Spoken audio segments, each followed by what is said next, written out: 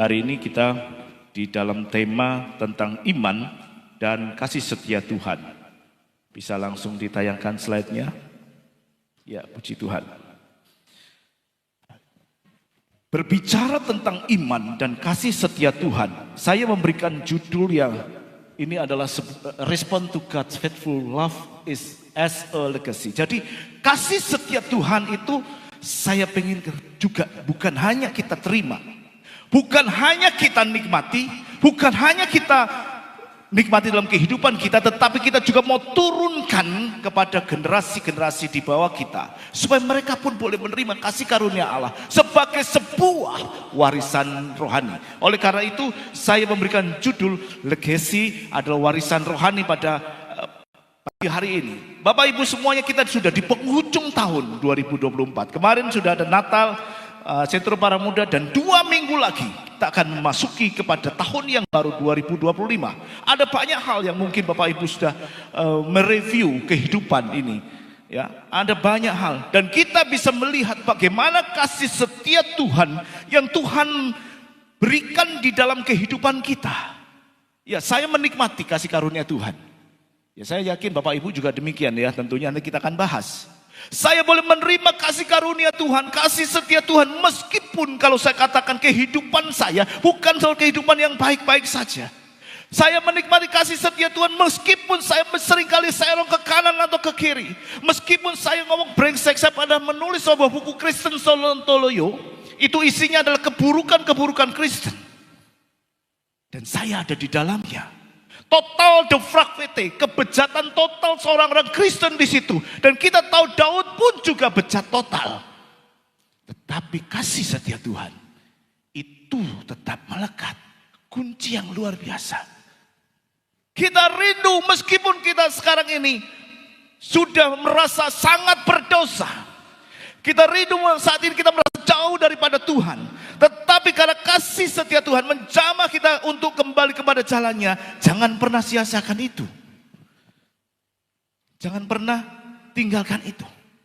Karena sifat dan karakter Yesus datang ke dunia ini adalah kasih karunia, penuh dengan kasih karunia. Next, ayatnya dibuka.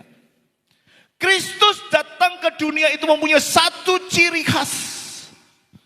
Satu ciri khas yang luar biasa, dia datang firman itu menjadi manusia, dia dalam antara kita, dan kemuliaannya yaitu kemuliaan diberikan kepada dia sebagai anak tunggal Bapa, penuh kasih karunia dan kebenaran. Jadi kita hidup di dalam kasih karunia, hidup di dalam kebenaran. Dan Yohanes 1 ayat selanjutnya dikatakan di ayat 16, karena dari kepenuhannya kita semua telah menerima kasih karunia demi kasih karunia. Ini yang luar biasa. Jadi meskipun kita tahu kita ini brengsek, meskipun kita tahu ini kita berdosa, tetapi kita hidup dari kasih karunia demi kasih karunia. Amin. Ada yang suci di sini, ada yang kudus di sini. Orang kudus mungkin ada ya. Tetapi saya menyadari bahwa saya ini orang yang berdosa dan Allah memberikan kasih karunia-Nya. Karena dia sifat dan karakternya datang ke dunia menjadi firman menjadi manusia. Itu penuh kasih karunia dan kebenaran. Oleh karena itu kita bersyukur kepada Tuhan. Nanti kita lihat kenapa kok harus kita bersyukur. Kenapa? Karena kasih karunia itu sama dengan kesempatan kedua untuk kita mau hidup di dalam kebenarannya. Sampai di sini dulu. Kita akan lihat apa yang kita nikmati dalam kasih karunia Tuhan. Ya, kita kata kuncinya, kita hidup dalam kasih karunia dan kebenaran. Dan hidup di dalam kasih karunia demi kasih karunia. Di dalam kasih karunia-Nya Tuhan membawa kita kembali supaya kita hidup di dalam kebenarannya. Oke, puji Tuhan. Kita akan nikmati kasih karunia Tuhan. Next, apa yang Tuhan berikan dalam kehidupan kita. Mungkin sebuah perlindungan yang Tuhan berikan kepada kita. Dalam sakit penyakit, dalam segala hal selama 2 tahun ke belakang. Kita diluputkan dari segala mara bahaya. Kita diluputkan segala sesuatu. Bahkan di dalam pandemi COVID sekalipun kita diluputkan. Meskipun ada yang masuk di dalamnya. Tuhan memberikan penghiburan dan harapan kepada kita pada saat kita tidak mampu, tidak kita merasa sendiri. Tuhan memberikan penghiburan dalam situasi dan kondisi apapun. Tuhan tolong dan dia memberikan pendampingan kepada kita. Dan kasih setianya selalu ada. Dan saat pada kita minta tolong, Tuhan ada. Dan kita juga melihat bagaimana favor Tuhan yang tidak berubah meskipun kita berdosa. Kasih setia Tuhan, favor Tuhan tidak pernah berubah. Kita juga, favor Tuhan juga tidak terbatasi. Ada banyak hal yang kita sudah nikmati dalam kehidupan kita.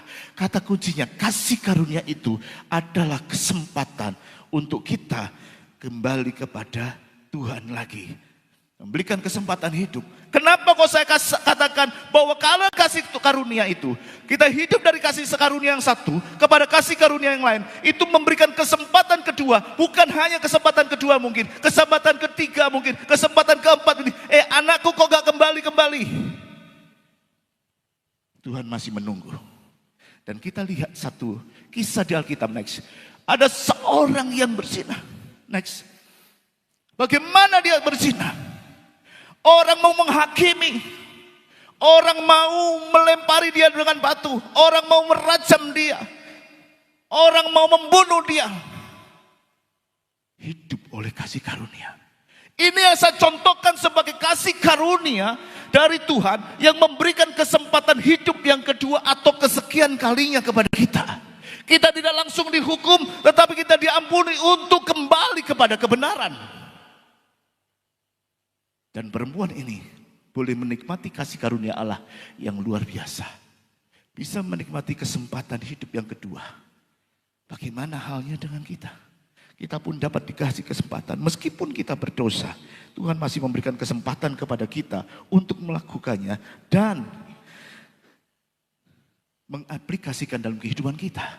Karena kalau kita berbicara tentang kasih karunia, kasih setia Tuhan.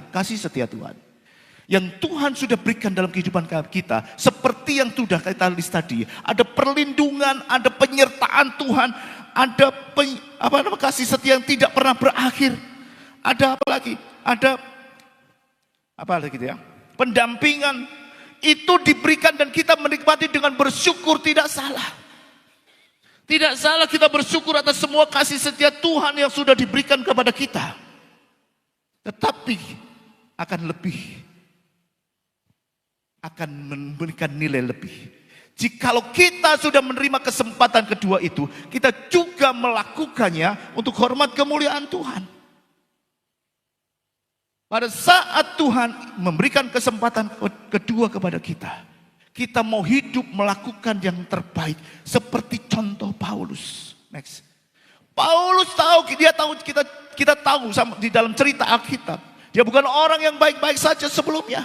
Dia bukan orang yang boleh dikatakan tokoh agama, tetapi dia membunuh orang-orang Kristen.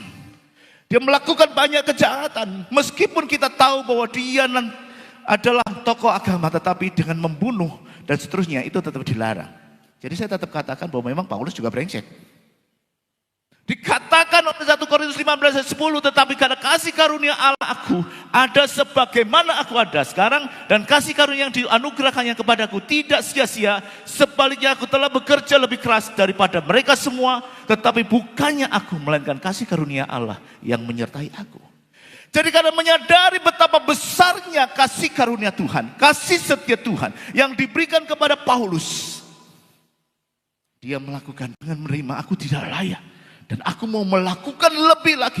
Makanya dia lebih keras lagi bekerja. Dia lebih keras lagi melakukan apapun yang dulu sudah dilakukan. Dia bertolak belakang yang dulu membunuh orang Kristen. Sekarang tidak lagi dia membunuh, tetapi menjadi bagian di dalamnya.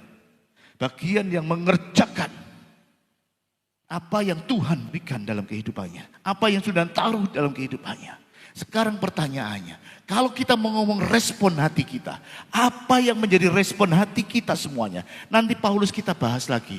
Apa yang menjadi respon hati kita terhadap kasih karunia Tuhan yang diberikan kepada kita? Next, kita melihat di dalam Yesaya. Yesaya dikatakan, aku hendak menyebut perbuatan kasih setia Tuhan. Perbuatan Tuhan yang masyhur sesuai dengan segala yang dilakukan Tuhan kepada kita. Dan kebajikan yang besar kepada kaum Israel yang dilakukannya kepada mereka semua. Sesuai dengan kasih sayangnya dan sesuai dengan kasih setianya yang besar. Jadi dikatakan Yesaya di sini juga menerima. Dia mau menceritakan. Dikatakan di net itu menceritakan. Kalau di terjemahan Indonesia menyebut-nyebut.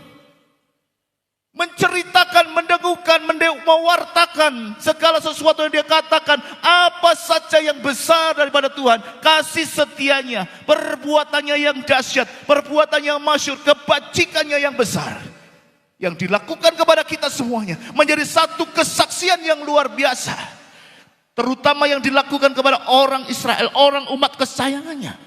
Dia mau mewartakan, dia mau beritakan, dan itu juga menjadi bagian dalam kita, supaya kita bisa menghidupi di dalamnya light of Christ, menjadi terang Kristus dalam kehidupan kita. Kita mau menceritakan apa yang perbuatan kasih setia Tuhan. Jadi Bapak Ibu Saudara, hari ini kita berbicara 3 hal ini aja. Perbuatan kasih setia Tuhan, perbuatan Tuhan yang masyhur, dan kebajikan Tuhan. Kita akan berbicara tentang hal ini ya, supaya cepat ya. Next. Yang pertama kita berbicara tentang kasih setia Tuhan. Next. Kasih setia Tuhan. Kasih setia Tuhan itu adalah hubungan pribadi di dalam Tuhan. Karena kita tadi seperti yang sudah saya sebutkan, siapa mengalami kasih karunia Tuhan? Kasih setia Tuhan. Saya mengalami perlindungan secara pribadi. Meskipun 3 tahun bergelut di dalam COVID-19, ada saksi di sini, Reza. Siapa namanya lupa saya. Saya tetap terluput dari COVID-19, kasih setia Tuhan. Ada banyak hal, dan itu adalah hubungan kita dengan pribadi. Kasih setia Tuhan menunjuk kepada hubungan pribadi manusia dengan Tuhan, yaitu mengingat manusia bahwa Tuhan setia dan penuh kasih dalam setiap situasi, bahkan ketika manusia menghadapi tantangan sekalipun. Saya boleh menikmati bagaimana hidup di dalam kondisi dan situasi yang tidak baik-baik. Saya boleh mengalami bagaimana saat terancam, bagaimana saat saya di kondisi yang tidak memungkinkan. Bahkan ketika dalam kecelakaan, kemarin kecemplung di pintu air. Tapi Tuhan masih kasih kesempatan, si urip ternyata bisa khotbah hari ini. Tuhan memberikan itu sebagai satu hubungan pribadi, kasih setia Tuhan. Jadi saya nggak akan membahas ini lebih lanjut karena waktunya sangat cepat. Saya akan lebih lagi. Yang kedua adalah bagaimana kita menceritakan perbuatan yang masyhur.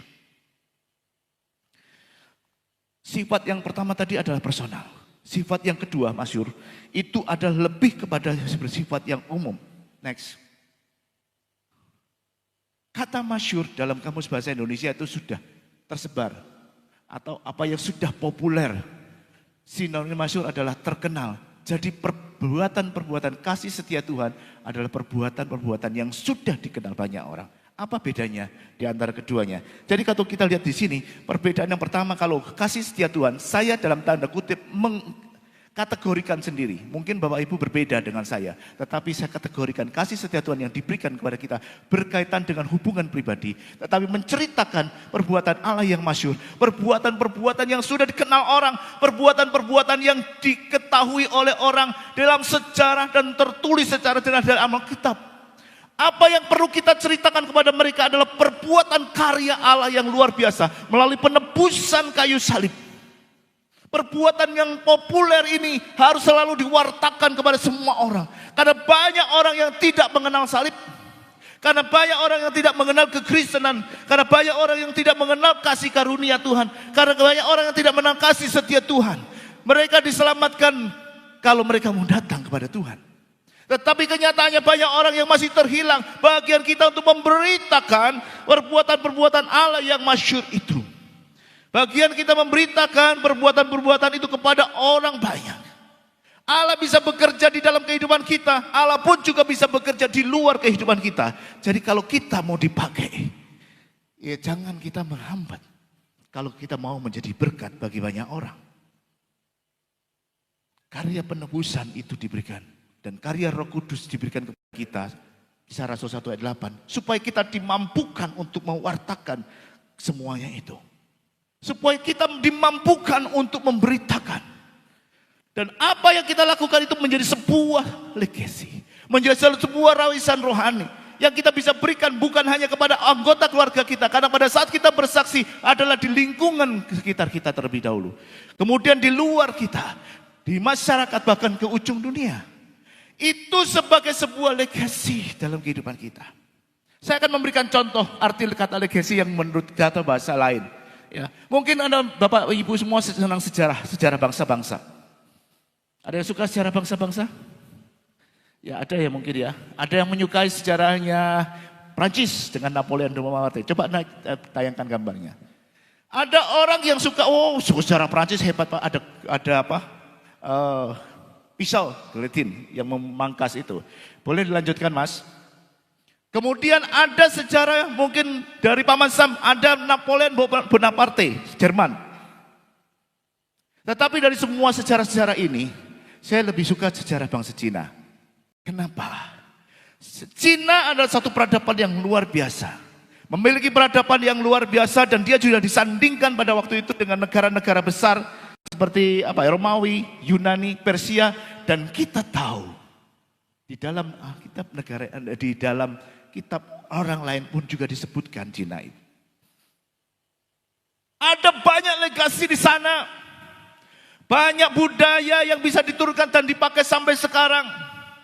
Di dalam kebudayaan, di dalam perekonomian juga luar biasa. Mereka punya satu trik, yang mengkaitkan dengan ekonomi. Ada satu ilmu politik yang juga luar biasa. Kalau kita di Art of ilmu perang dari Sun Tzu, itu juga orang dipakai sampai sekarang. Jadi meninggalkan sesuatu legasi. Budaya minum teh masih dipakai sampai sekarang. Budaya layang-layang dipakai dari sampai sekarang. Dan tidaklah berhenti. Mereka mengikuti budaya-budaya itu. Jadi kalau kita ngomong budaya seperti itu. Atau mungkin sejarah bangsa-bangsa Indonesia. Kita dulu dipaksa untuk belajar sejarah. PSBB.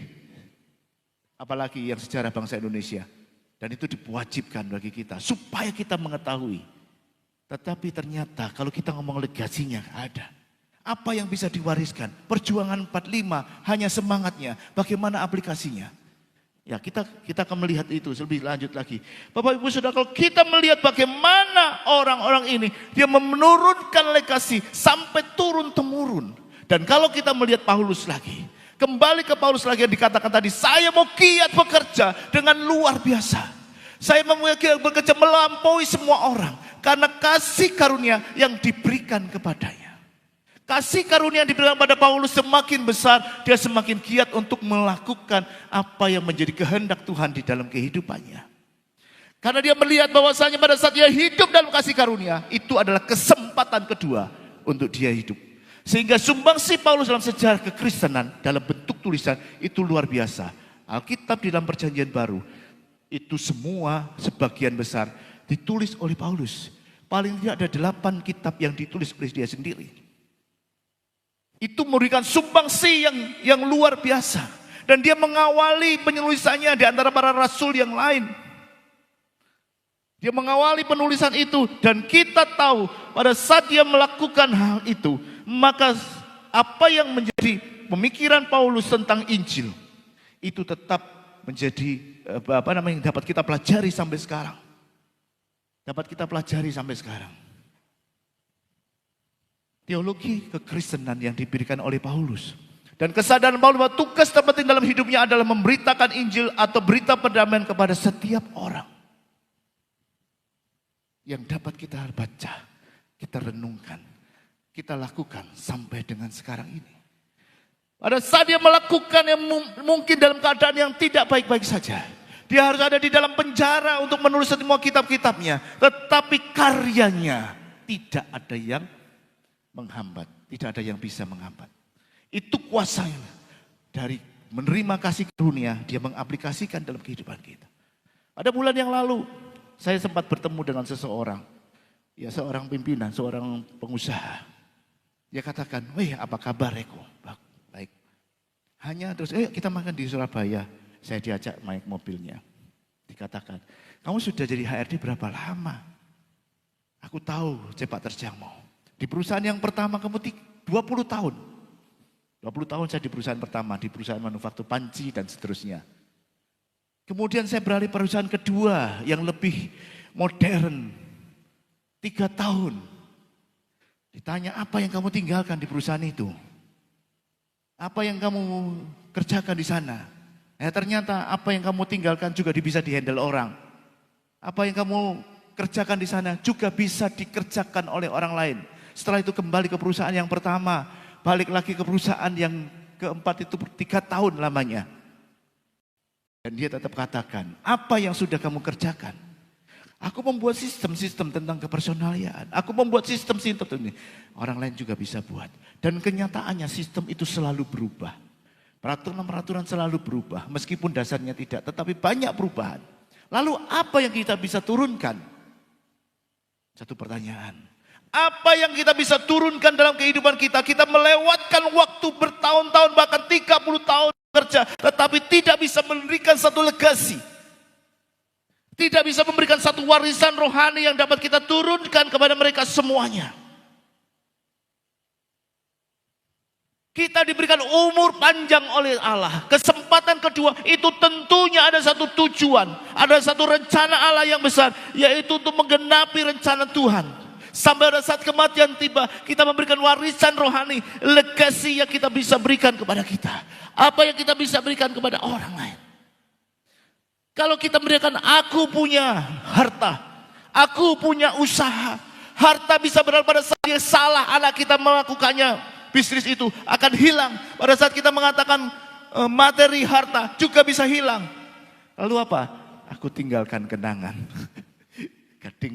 Gajah meninggalkan gading, manusia meninggalkan belangnya, manusia belangnya. Salah dong. Manusia meninggalkan belangnya. Harimau meninggalkan belangnya. Manusia meninggalkan nama. Tetapi nama kita satu generasi pasti sudah hilang. Apa yang kita turunkan? Tidak ada yang bisa kita turunkan sesuatu yang bisa kita wariskan turun-temurun. Hari ini kita satu kali belajar kepada seorang yang luar biasa yang bernama Obed-Edom. Karena pencapaian akhir kehidupan kita harus kita tinggalkan sebuah legasi. Sebuah yang bersifat kekal. Hari ini kita belajar dengan Obed-Edom, ada hal yang luar biasa kita pakai di sini. Bagaimana Obed-Edom yang kita kenal pada saat tabut perjanjian Allah itu dipindahkan ke Obed-Edom. Oh, Allah dengan luar biasa. Bermula dari Abinadab membawa tabut itu dalam perjalanan diberikan Nahom, tidak salah. Usa menjamah tabut itu karena lembu-lembunya mau tergelincir. Tahu ya kisah ini ya, saya nggak ulang lagi ya. Pada saat berjalan mengiring tabut ke Yerusalem, Usa melihat bahwa lembu itu mau tergelincir. Dia mau menjamah tabut itu dan Tuhan menjambar Usa sehingga dia mati. Sehingga ketakutlah bangsa itu akhirnya menitipkan tabut Allah itu di rumah Obed orang Gad. Obed dari Edom. Dan selama 3 bulan di sana Allah memberkati Obed-Edom dengan luar biasa. Kita tahu kisah itu di sini. Apa yang menjadi legasi dari Obed-Edom ini kita akan buka satu persatu sebagai suatu kualitas kehidupan yang patut kita teladani. Yang pertama adalah karena dia melayani hadirat Tuhan. Dia melayani hadirat Tuhan. Tabut Allah di rumahnya, dia kerjakan dirawat dengan baik, itu adalah melambangkan hadirat Allah. Kehadiran Allah dalam rumah tangganya. Dan Tuhan memberkati dengan luar biasa. Allah memberkati Obed-Edom. Bandingkan pada saat 30 tahun dia di rumah Abinadab. Tabut yang sama. Tidak ada perubahan. Tetapi di Abinadab 30 tahun tidak ada perubahan. Hanya 3 bulan. Allah memberkati Obed-Edom. Ini satu perbedaan. Setiap orang yang melayani dengan hadirat Tuhan. Atau orang yang tidak melayani hadirat Tuhan. Yang kedua, dikatakan sebagai pemimpin kerajaan yang cakap. 1 Tawarikh 26:8 dikatakan. Mereka sekalian adalah keturunan Obed-Edom, yaitu mereka sendiri, anak-anak mereka dan saudara-saudara mereka masing-masing orang gagah perkasa, cakap untuk melakukan pekerjaan itu. 62 orang jumlahnya dari Obed-Edom. Keturunannya juga diberkati. Keturunannya menjadi pemimpin kerajaan yang cakap. Bukan 1, bukan 2, 62 orang yang gagah perkasa. Siapa yang gak ingin keturunan kita diberkati dengan luar biasa? Siapa yang gak ingin keturunan kita menjadi pemimpin bangsa-bangsa? Bahwa di Amsal katakan mereka berdiri di hadapan raja-raja. Siapa yang gak ingin? Hanya satu syarat yang pertama, melayani hadirat Tuhan. Diberkati secara materi, keturunannya juga diberkati. 2. Yang ketiga, nah saya kejar waktu ya. Pemain musik yang diurapi, ya. Bisa 1 Tawarin 15 ayat 18, saya nggak bacakan di situ. Tetapi dia memainkan 8 nada, saya nggak tahu berapa nada ya. Ini ya, Oda. Sedang Matika, Elika, Mekaya, Obed-Edom, Yel, dan Asanya harus memainkan kecapi yang 8 nada lebih rendah tingkatnya untuk mengiringi nyanyian. Saya nggak tahu musik, tetapi kalau 8 nada lebih rendah rasanya kok angel gitu ya. Ya Mi, saya tidak tahu Mi. Tetapi ini adalah tulisannya di Alkitab. Dia melayani musik, ya, memainkan kecapi, memain musik yang diurapi. Karena di dalam kerajaan baik Allah, gak mungkin musik itu satu sendiri, kita hanya drama aja gak enak. Hanya organ saja juga gak enak. Tapi selalu kolaborasi yang lain. Saya pernah main angklung di Pandaan. Saya ikut main di sana. Saya cuma kebagian 1 nada. Diguyu-guyu sama Liap waktu itu. 1 nada cuma cering gitu dok. Selesai tugas saya. Serius.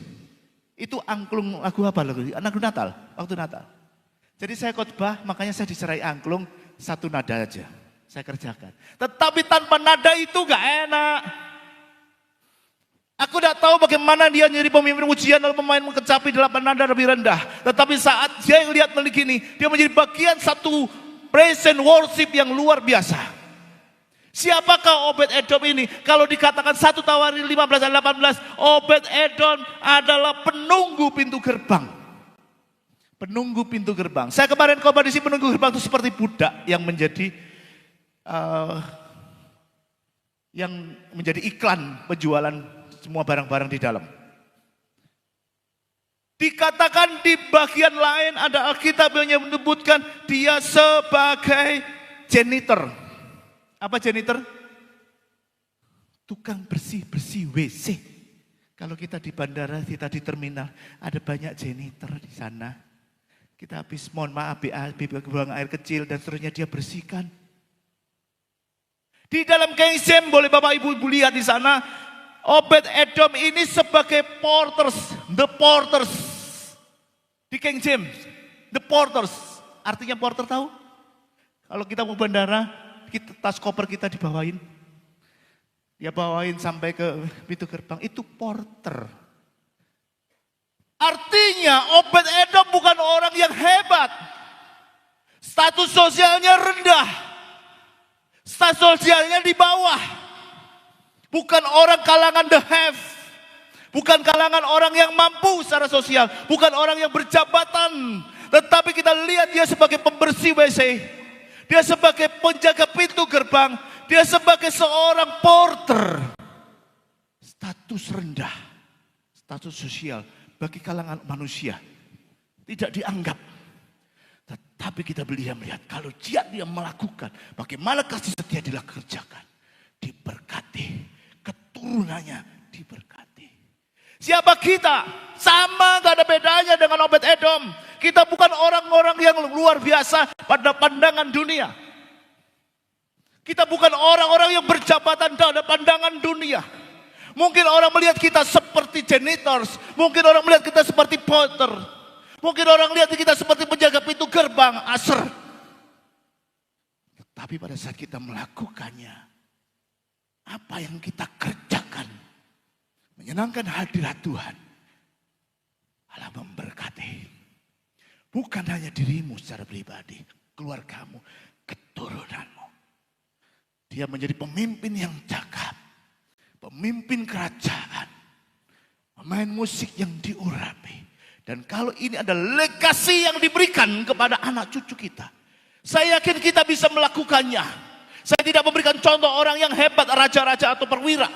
Tetapi orang biasa yang kita pun juga bisa melakukannya. Untuk memberikan legasi yang luar biasa kepada anak cucu kita. Dan satu hal yang lagi yang dia berikan, dia dapat dipercaya. Ya. Sesudah itu ia mengambil semua emas dan perak segala perkakas yang terdapat dalam rumah Allah dan berada di bawah pengawasan keluarga Obed-Edom. Dia diserai tanggung jawab untuk memelihara, untuk menyimpan segala emas dan perak, segala perkakas-perkakas yang luar biasa. Sebagai orang miskin seperti Obed-Edom. Tertarik gak? Emas perak dalam perbendaharaan rumah Allah. Akeh loh. Orang dengan status sosial yang rendah diserai dengan emas perak dan seterusnya, tertarik gak? Tak jikuk titik, tak cuil titik emas sih. Bisa loh. Kenapa enggak? Enggak ada yang tahu. Sedikit aku ambil, enggak ada yang tahu. Inilah nilai-nilai legasi yang harus kita berikan. Ya. Tetapi Obed-Edom mempunyai reputasi yang baik. Tidak ada satupun, secuil pun atau sedikit pun yang dia ambil. Dikatakan dalam Tawaris itu, ya, mengambil segala emas perak. Yang di dalam pengawasan Obed-Edom dan keluarganya, tidak ada yang hilang. Tidak ada yang kurang. Itu adalah satu hal yang dia tunjukkan. Satu komitmen, ada tugas. Satu reputasi yang baik. Satu kesaksian yang baik. Dan semua orang tahu kenapa dipercayakan kepadanya. Karena dia terkenal jujur dan seterusnya. Kita bisa memberikan legasi ini kepada anak kita. Karakter kita. Jangan pernah memanfaatkan jabatan yang kita diberikan Tuhan kepada kita. Ada banyak orang, bahkan orang Kristen sekalipun, yang setia kepada Tuhan sekalipun, pada saat diberikan jabatan, pada saat diberikan kesempatan, dia boleh ambil sebanyak-banyaknya. Untuk memperkaya diri sendiri. Dan contohnya banyak. Tetapi kita mau belajar dari karakter Obed-Edom yang kita turunkan. Bahwa Allah sanggup memberkati kita dengan luar biasa seperti orang yang mengambil itu. Karena nilai itu tidak akan kekal. Dapat dipercaya. Integritasnya teruji. Itu yang bisa kita turunkan. Salah satu legasi. Karena tadi saya tidak mengatakan harta materi. Saya tidak mengatakan nama baik. Saya tidak mengatakan usaha. Tetapi legasi apa yang kita bisa turunkan. Karena kita hidup dalam kasih setia Tuhan. Sebagai kesempatan yang masih diberikan kepada kita untuk melakukan itu. Amin. Sebagai kasih setia Tuhan untuk melakukan itu. Jadi mari kita mengambil nilai-nilai legasi yang luar biasa dari keluarga Obed-Edom. Meskipun sederhana. Itu melakukan dengan luar biasa. Tidak terkikis oleh apapun juga. Itu artinya dia memasyurkan nama Allah. Perbuatan Allah yang besar. Jadi jangan lagi pada materi. Tetapi kita melihat karakter takut akan Tuhan. Kita melihat sifatnya kekal. Setia dan teguh dalam menjalankan pelayanan. Meskipun pelayanan yang diberikan kepada kita adalah pelayanan yang sederhana. Aku cuma menyapu gereja, enggak masalah. Lakukan dengan setia. Karena tidak ada nilai yang besar pelayanannya, upahnya lebih besar. No. Pengkhotbah di sini sama yang asar di bawah sama upahnya. Jadi jangan merasa yang khotbah menjadi besar. Saya tidak bisa berbicara begitu. Ya. Puji Tuhan. Next, yang terakhir adalah bagaimana kita menceritakan kebajikan Tuhan. Kita bisa melihat bajik atau bijak. Apa bedanya bajik dan bijak? Ya. Tahu? Ada yang tahu? Kalau bijak kita bisa bicara menurut KBBI itu adalah hikmat. Adalah penggunaan akal budi dengan baik dan tepat. Tapi kebajikan adalah sesuatu yang mendatangkan kebajikan, yaitu keselamatan, keberuntungan dan sebagainya. Dengan kata lain kebajikan adalah perbuatan baik. Jadi kalau kita bijak, maka yang akan keluar adalah kebajikan. Oke, saya mendasari dalam 1 Petrus ini, 4 ayat 7. Ya, supaya dengan jalan itu menganugerahkan kepada kita janji-janji yang berharga yang sangat besar supaya olehnya kamu boleh mengambil bagian dalam kodrat ilahi dan luput dari hawa nafsu dunia yang membinasakan dunia. Justru karena itu kamu harus dengan sungguh-sungguh berusaha menambahkan kepada imanmu, karena ada di aman, adalah kebajikan, penguasaan diri, kesalehan, ketekunan, kasih akan saudara-saudara dan kasih pada semua orang. Kita sudah menerima kasih karunia Allah. Selayaknya kalau kita mengambil bagian dalam kodrat ilahi. Apa yang Tuhan berikan dalam kehidupan kita. Karena tadi saya katakan pada saat kita hidup dalam kasih karunia Tuhan. Itu kesempatan kedua. Ada tujuan, purpose yang Tuhan taruh dalam kehidupan kita. Untuk mengambil bagian di dalam kodrat ilahi. Oleh karena itu Petrus mengatakan, tambahkan kepada imanmu. Iman yang sudah kita miliki. Itu dengan kebajikan, dengan apalagi pengetahuan, penguasaan diri, ketekunan dan seterusnya. Karena kita juga tidak bisa kosongan kan untuk melakukan apa yang menjadi panggilan kodrat ilahi dalam kehidupan kita. Kita juga perlu pengetahuan kan. Gak mungkin kita mau apa yang kita kerjakan kita nggak tahu.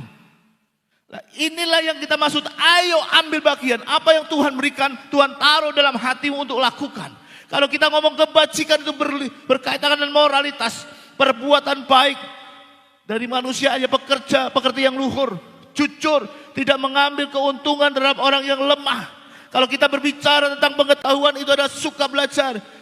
Kita suka menghadiri konseling, suka mendengarkan belajar firman Tuhan. Rajin mengikuti kebaktian, sehingga kita mempunyai kualitas yang baik. Karena iman timbul dari pendengaran firman Kristus, itu adalah pengetahuan. Penguasaan diri, ini melatih kita untuk tidak emosional, tidak hawa nafsu. Seperti saya, lagi belajar untuk mengontrol diri. Ada lagi, ketekunan itu memelihara motivasi bagaimana kita bisa melakukannya. Di dalam segala, setiap berarti ada interval waktu yang kita tetap lakukan. Itu kesetiaan. Kemudian kita melihat kesetiaan adalah kasih kepada saudara-saudara. Dimulai dari saudara-saudara kita, keluarga kita, saudara-saudara seiman kita, keluarga besar kita. Kemudian dilanjutkan dengan kasih kepada semua orang. Kenapa? Kita bisa melihat kondisi situasi. Petrus menyampaikan ada hal yang harus kita kerjakan. Panggilan surgawi yang tidak bisa dilakukan dengan setengah-setengah. Tetapi kalau kita baca ayat selanjutnya, semua dikatakan dengan sungguh-sungguh, dengan sungguh-sungguh, dengan sungguh-sungguh. Next. Karena panggilan surgawi itu aku cuma karena tidak ada pekerjaan di luar, aku mau melakukannya. Karena tidak ada pekerjaan di luar, aku mengerjakannya. Bukan, tetapi ada kita kerjakan itu dengan sungguh-sungguh. All out.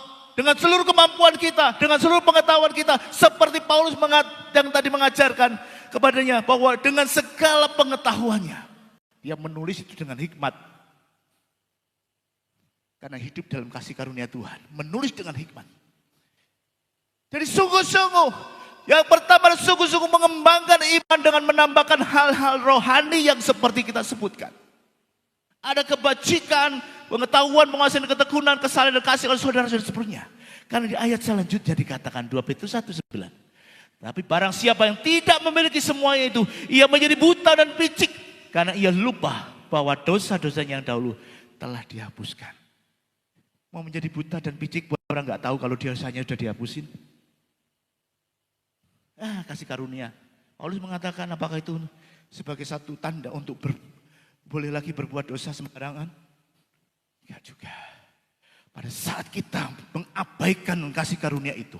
Pada saat kita mensia-siakan kasih karunia Tuhan. Tidak menambahkan kepada iman itu. Kita menjadi orang-orang bagian dari orang-orang buta dan picik. Tidak tahu berterima kasih. Tidak mau berterima kasih.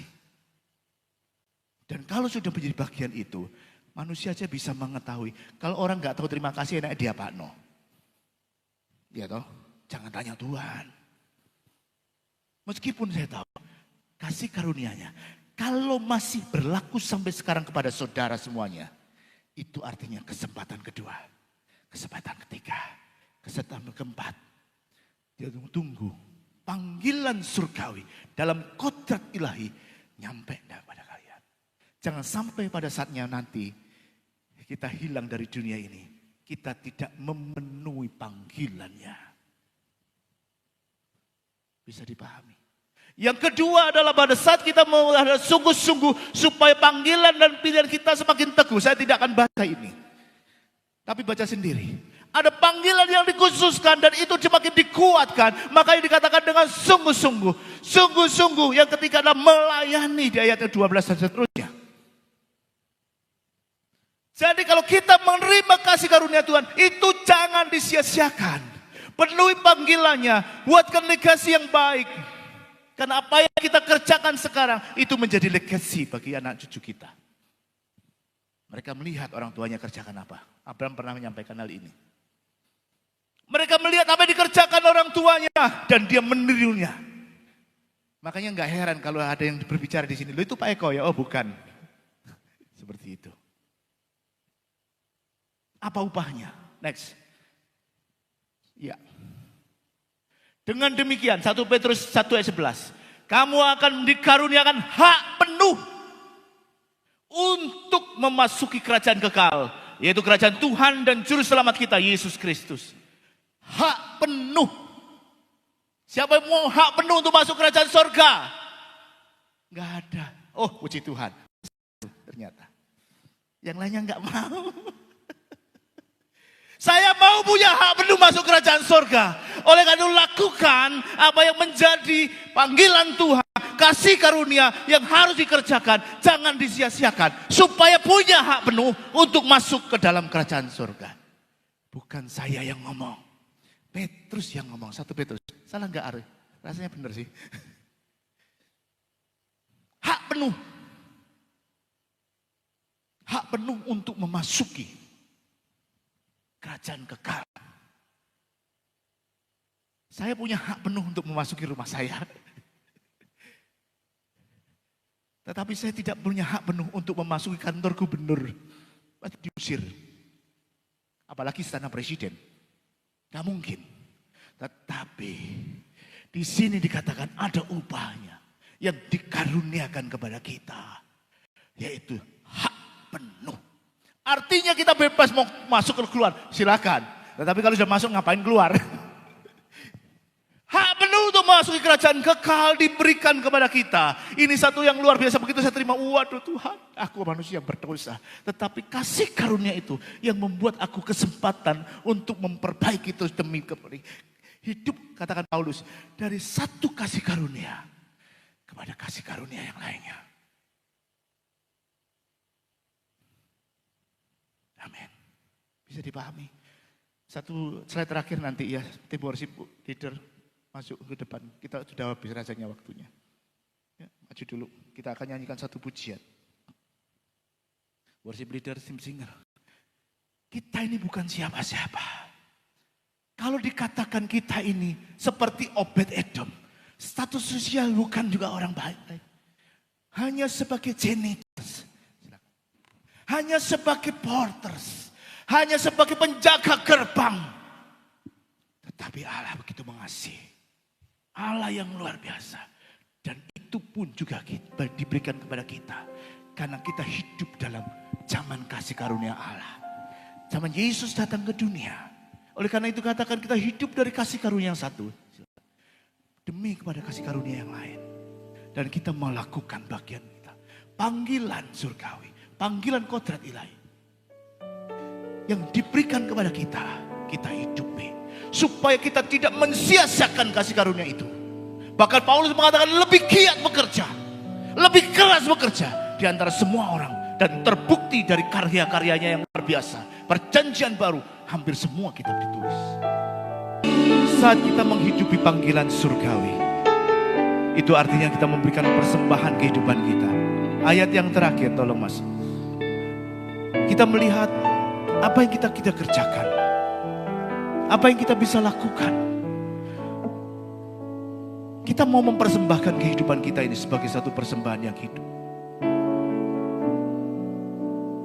Nasihatnya dari Paulus. Mempersembahkan tubuh sebagai persembahan yang hidup. Yang kudus dan yang berkenan kepada Allah. Itu adalah menjadi ibadah kita yang sejati. Ada banyak orang mengatakan saya mau mempersembahkan tubuh kita. Ada banyak orang mempersembahkan kehidupannya sebagai persembahan yang kudus.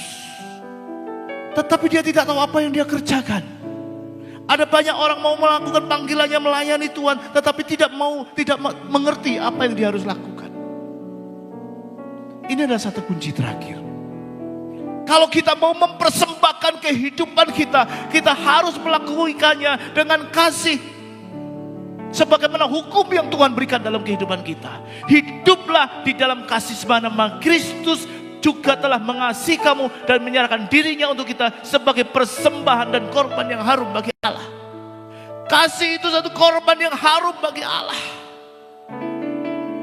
Karena dengan menurunkan legasi itu juga kita berarti mengasihi diri dan semua orang yang ada di dalam kita. Mengasihi keluarga kita, anak-anak kita. Mengasihi orang-orang yang tidak percaya kepada Tuhan. Mengasihi orang-orang yang masih berdosa, yang tidak mengenal jalan keselamatan, yang tidak punya hak penuh di dalam kerajaan surga. Mari kita melakukannya menjelang hari Tuhan yang mendekat. Haleluya.